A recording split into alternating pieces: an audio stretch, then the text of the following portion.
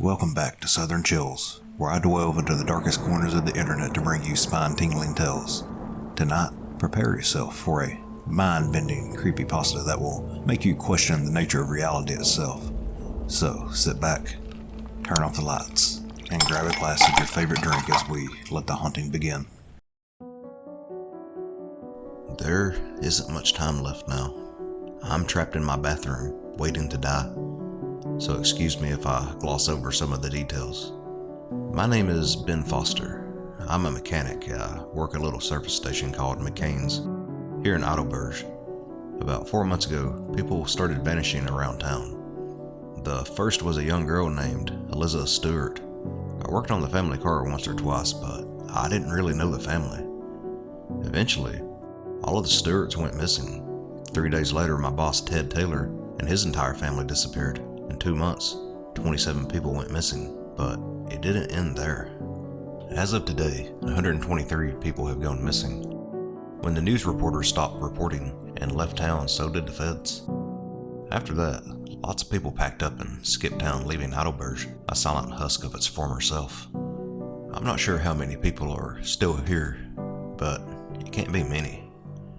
A small group of us were still holding lock-ins. Only now everyone brings guns and we sleep in shifts. A good friend of mine, Paul Coleman, and I were hosting this week's lock-in. The lock-in was being held at the community center in Midtown. There were only 35 people, but most of them were children. A lot of the parents used the lock-in as an excuse to get drunk and party while the kids goof around with all their friends. Paul and I were the first watch, so naturally, we were on the roof getting high on some good grade I picked up in Colorado.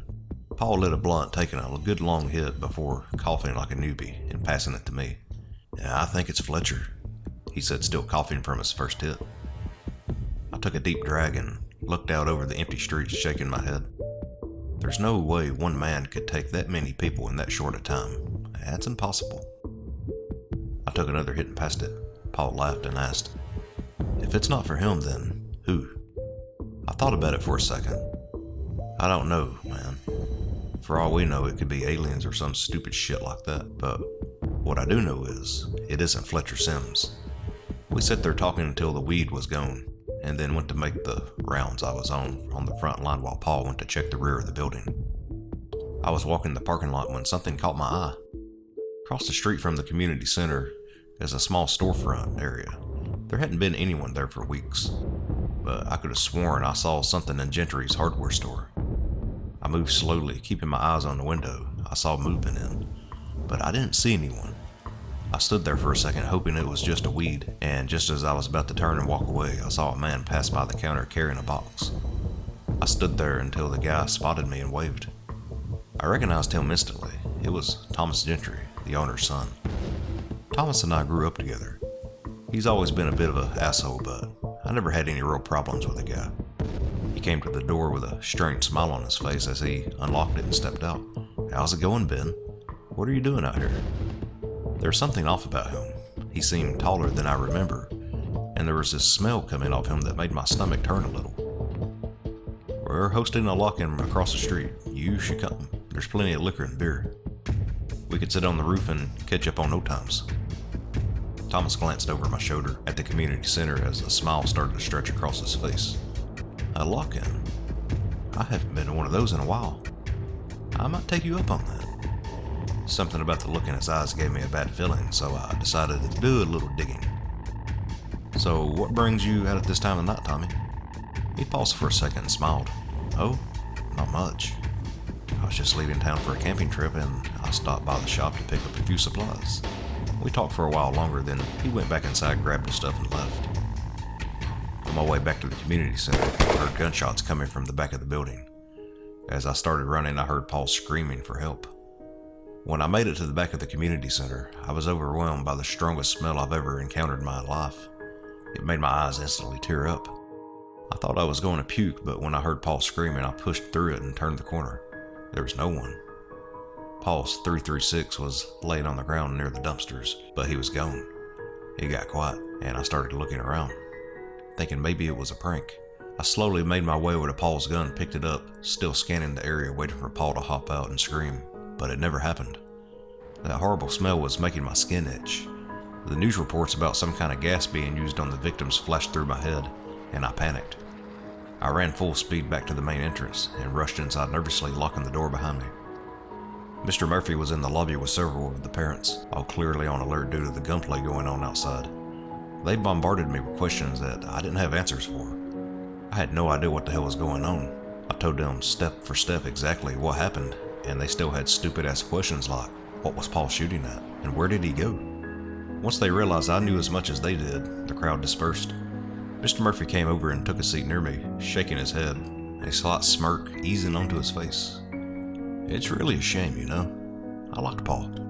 He was a good guy. Mr. Murphy is an older guy in his late 60s, possibly early 70s, but he's big. 6'6", around 300 pounds or better. He walked with a cane, but I always got a feeling he didn't really need it. His words came across strange to me. He was talking as if he knew Paul was dead. I narrowed my eyes, blinking, thinking about what he had just said, but before I could react, the old man chuckled to himself and started talking again. Why don't you go get some rest? I'll watch the door for a while. I don't know why I agreed, but I did. I walked off to find a quiet place to freak out in private. I ended up on the roof rolling it over and over in my head. I just couldn't come up with anything. My watch ended at 1 a.m. At 2 a.m., the screaming started.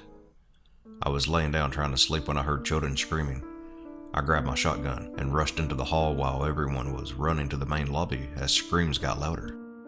Stepping into the lobby, I see Mr. Murphy standing in the center of the room. He's got a 10-year-old boy under one arm kicking and screaming while he was dragging a girl about the same age by her hair with his other hand. His voice boomed out over the screams. These two are mine. He started hearing a low hissing sound as the mist began to emanate from Mr. Murphy's body. His bones began to shift and break apart under his skin, his body expanding, shredding away from his clothes. Suddenly the air was thick, and the smell of urine and copper, my tongue went numb and my knees weak. A few of the parents tried to rush him in an effort to rescue the children, only for their bodies to seize up as they fell to the floor convulsing. I stumbled back into the hallway and hearing Mr. Murphy laughing manically. I wanted to look away, but I couldn't. Mr. Murphy roared as his skull began to shift, tearing down the middle, peeling away the flesh, revealing rows of razor-sharp teeth. Massive clumps of bone, hair, and skin splattered on the floor as it moved. The girl was the first or rather, its first bite, sent sickening wave of nausea through my body. That loud, wet crunch of bones breaking made bile rush up into my mouth. I heaved up the contents of my stomach and slipped in it trying to crawl away. I frantically tried to get to my feet, but my body was starting to cramp up. My head was spinning, and it was getting harder to move. It took everything in me to get to the fire exit, but once I was outside and fresh air filled my lungs, I was able to focus. I got as far away from there as possible. After a few minutes, my body felt normal enough for me to run, but I didn't know where to go. My house was a long way from the center of town, and to be honest, I'm not in the best shape. I can hold down my own in a fight, but if you need somebody to run a few miles, I'm not the guy. My girlfriend Erica had an apartment nearby, but her roommate Gabby hated my guts. I really didn't want to go there, but I'd have to. When I got there, Erica was standing outside her apartment with the police. This was perfect. I could tell them about the community center and hopefully get the rest of those people some help. I ran towards them yelling, "Hey," waving my hands in the air. In hindsight, probably not the best idea.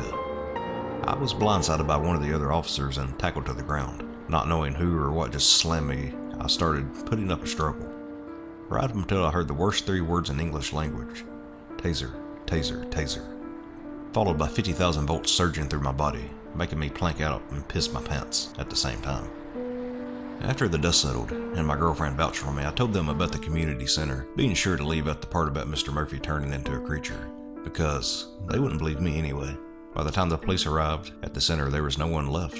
The floors were coated in blood and torn clothes, but there were no bodies. That horrible stench lingered all over the entire building. A few of the officers got sick and had to get medical attention. But when all was said and done, this crime scene was treated like all the others, and for the most part, ignored. Eric and I made the decision to pack up and leave town. Once we were back at my house, I packed what I could into the trunk of her car, and we made plans to go back to the community center and pick up my truck. It was close to 5 in the morning, so we decided to have a couple drinks to take the edge off before getting some rest, and set up talking for a while. So I never got the chance to ask, why were there police at your apartment? Erica's facial expression changed to anger, and she took another sip of her drink and then shook her head. The meth monkey stole all my money and trashed the apartment before she left. But forget about that. What you told the police is insane. I can't believe old Mr. Murphy would just snap and start snatching up kids. What the hell is going on in this town? I took a deep breath, finished off my drink before pouring another. I need you to know I'm not crazy. I know what I saw. I didn't tell the police the whole truth because they wouldn't have believed it. I took another sip of my drink. That wasn't Mr. Murphy at the community center. I don't know what that was, but it wasn't human. It bit that girl in half. I trailed off as the flashback brought tears to my eyes and my hand started shaking. I could almost smell that odor again. It was like I was there. I flinched when Erica put her hand on my shoulder, snapping me back into reality. Her face was pale, and she looked almost as scared as I felt. I described every second of what I saw, up to when I got to her place. After that, we drank and talked for a while longer, then eventually went to bed. We woke up around 10:30 that morning. The sound of a television turning on in front of the room made us both sit up straight in bed. That awful stench drifted in the air, and we could hear whoever it was walking around. There's something I should probably mention about that. Erica, she's a gun nut. A few years ago, she was a victim of a violent assault. Because of that, she got her license to carry a firearm. Now she's always had a weapon either on her or with her, but she never leaves home without it. Under her side of the bed was her favorite toy, a Smith & Wesson 637 with a pink grip.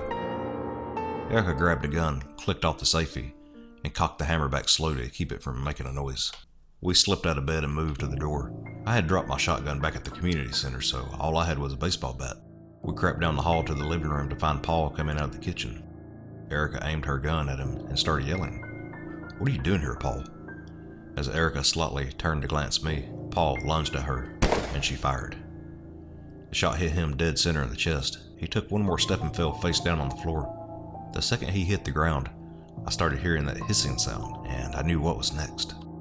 I grabbed Erica and pulled her away just as Paul's body began to expand. He slowly started getting up off the floor, his bones snapping and ripping through his skin as distorted laughter filled the room. Paul rose to his feet, skin falling off and a bloody wet clump splattering on the floor. Erica fired 2 more shots into the thing, but they had no effect. I tried to scream run, but all that came out was wet gurgling sound as my body seized up and I began to vomit. Erica dropped to her knees convulsing as she did the same. I tried to fight through the mind-numbing pain and crawl away, but I couldn't move. Every muscle in my body felt like it was on fire. I was able to roll over to my back in time to see that thing grab Erica by the legs, picking up her nearly lifeless body and slamming her against the wall with so much force she burst like a water balloon, coating the hall with blood and bone fragments. I could hear that thing scooping up mouthfuls of gore from the floor as my vision started to go black. I took the deepest breath I could and focused on moving, getting out of that hallway. I grabbed the frame of the bathroom door and dragged myself inside. I swear, I could hear that thing laughing at me between mouthfuls of flesh and bone.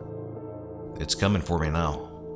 I can hear it breathing on the other side of the door. I'm recording this on my phone with the hope of someone finding it and getting help for anyone left in this town. A low, guttural growl could be heard before the door was torn off its hinges.